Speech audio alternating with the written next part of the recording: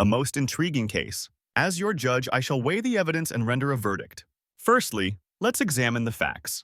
You and your ex were in a relationship for 2 years, during which time you used the sheet pans extensively for cooking and baking. You did clean them after each use, but the stains remained despite your best efforts. Your ex, on the other hand, did not use the pans as frequently. Now, let's consider the issue at hand. Your ex claims that the sheet pans are ruined and demands that you replace them, which would cost around $50. You, however, believe that the pans are still usable and that some wear and tear is expected in a shared household. As I weigh the evidence, I notice that you are partially responsible for the staining of the sheet pans, as you were the primary user. However, I also take into account that you did clean the pans after each use, and that the staining was a result of normal wear and tear rather than neglect or abuse. Furthermore, I consider the fact that your ex did not object to the staining of the pans while you were still together. This suggests that they may have been more tolerant of the situation than they are now.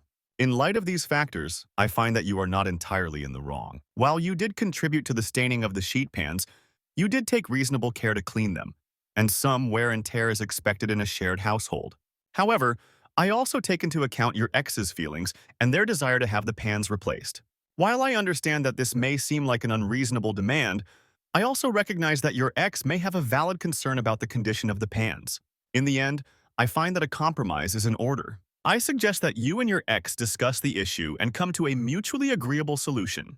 Perhaps you could offer to replace the pans or provide a partial refund for their replacement, or your ex could accept that the pans are still usable and compromise on the issue.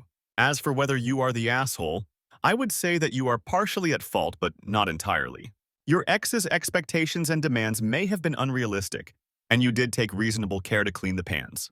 However, your refusal to replace the pans without discussing the issue with your ex may have contributed to the conflict. Verdict: not the asshole, but not entirely blameless either. A compromise is in order.